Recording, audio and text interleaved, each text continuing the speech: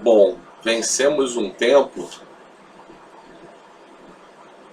Vamos entrar então no nosso segundo tempo de aula, do segundo encontro, né, da nossa segunda manhã de ambas as turmas, CAOQOS 1 e 2 de 2020. Então estávamos tratando aí do conceito de dever de obediência. Li para vocês, vou agora complementar e esmiuçar algumas coisas. Então, informa-nos lá a definição. Eu disse para vocês que a maioria dessas definições é extraída do livro do professor Jorge César de Assis, que eu indiquei para vocês, né? Algumas coisas eu tiro de outros lugares, mas... E assim, praticamente não tem nada autoral nos meus slides, né? Tudo recolhido na bibliografia que eu dei, tá? Então, o dever de obediência consiste em cumprir completa e prontamente as ordens e instruções de manadas de superior hierárquico, dadas em matéria de serviço, desde que seu cumprimento não implique a prática de um crime. Então, cumprir completa e prontamente as ordens do superior hierárquico.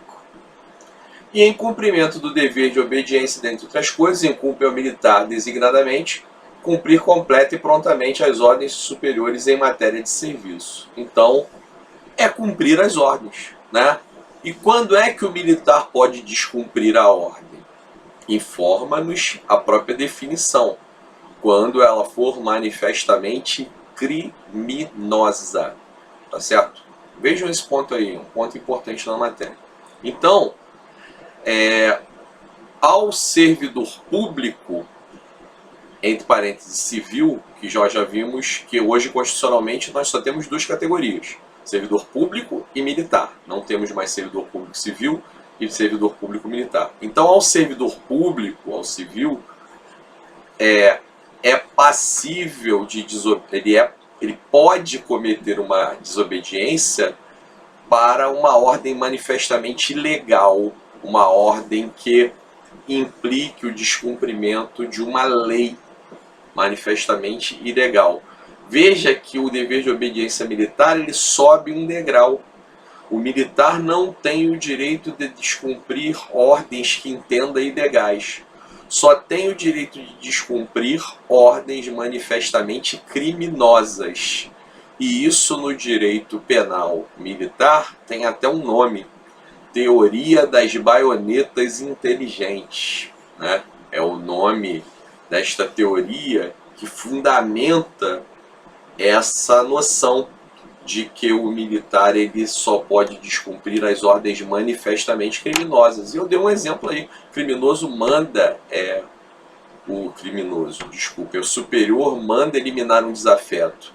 O superior hierárquico então manda que o militar pegue uma viatura oficial e faça transporte de passageiros amealhando tarifa. Ordem manifestamente criminosa, né? Obviamente está se cometendo um crime contra a administração pública aí. Então essas são as ordens passíveis de punição. Então vejam lá no finalzinho: se a ordem contrariar preceito regulamentar ou legal, o executante pode solicitar a sua confirmação por escrito, cumprindo ao superior que a emitiu atender a solicitação. Cumprindo ao superior que a emitiu, que emitiu a ordem, que deu a ordem, atender a solicitação. O inferior terá que cumpri-la, já que somente não se executa a ordem manifestamente criminosa. Então eu tenho ali uma ordem que eu tenho dúvida, que eu acredito que descumpre uma ordem de autoridade superior, uma nota em boletim, um decreto estadual, uma ordem que eu entendo que está eivada de ilegalidade, né? Que não poderia ser cumprida. Eu tenho então o direito de solicitar ao meu superior que emane esta ordem por escrito, tá certo? Se ela não for emanada por escrito, eu posso então recusar-me a cumpri-la, porque aí o descumprimento de deveres está de parte a parte. É claro que na prática, nós estamos aqui num fórum acadêmico, um ambiente absolutamente teórico, né? Sei que na prática as coisas não funcionam bem assim, né? A teoria na prática é outra, né? Mas essa é a questão.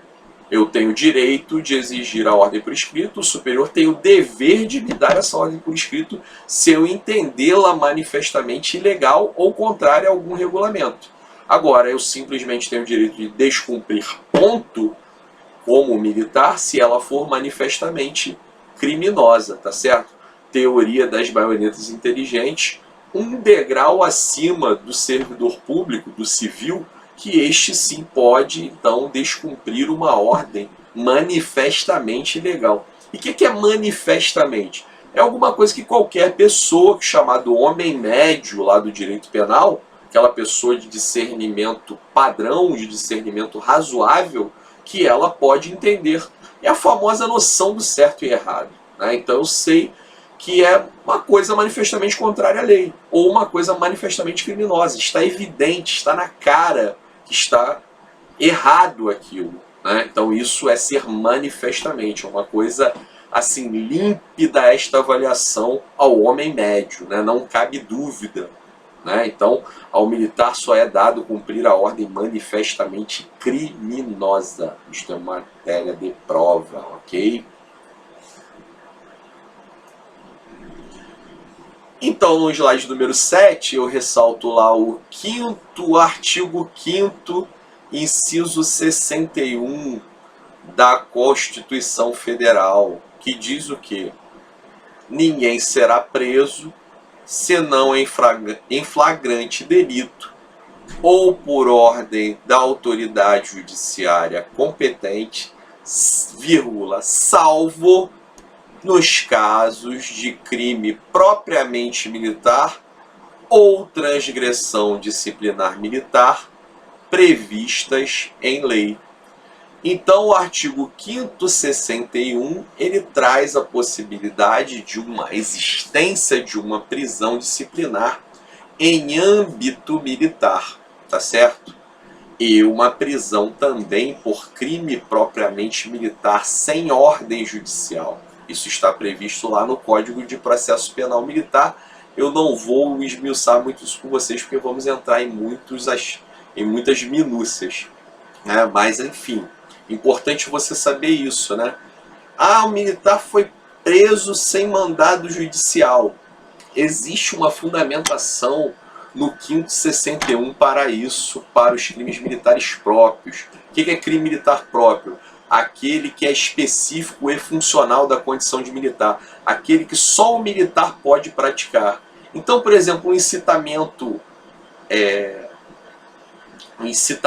à greve é um crime propriamente militar. Só um militar pode incitar um outro militar à greve, né? É um crime que o Código Militar diz lá. Incitar o militar. Então ele exige a condição de militar. Esse é o crime militar próprio, que exige do agente, daquele que comete o crime, a condição específica e funcional de militar. Então, para esses crimes, pode haver uma prisão em flagrante delito, né, sem ordem judicial. Assim como pode haver também em âmbito de transgressão disciplinar militar, da forma dos regulamentos. Nosso regulamento, artigo 11 do nosso regulamento disciplinar, vamos ver lá, a chamada pronta intervenção, tá certo?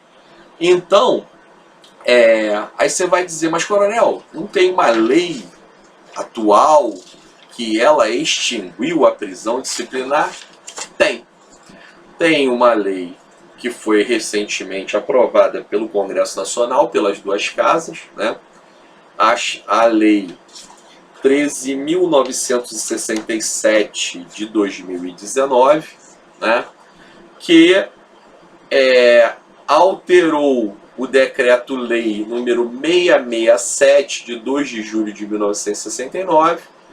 Então, esse decreto-lei 667, ele reorganizou, como ele diz, é um decreto que foi editado, decreto-lei, né, que era uma espécie normativa existente no ordenamento constitucional anterior ao de 88, própria lá do tempo do regime militar, né? Estávamos sobre a égide do AI-5 quando essa norma foi editada, né? Então, um regime militar, uma legislação de exceção, não vamos entrar em aspectos ideológicos, né?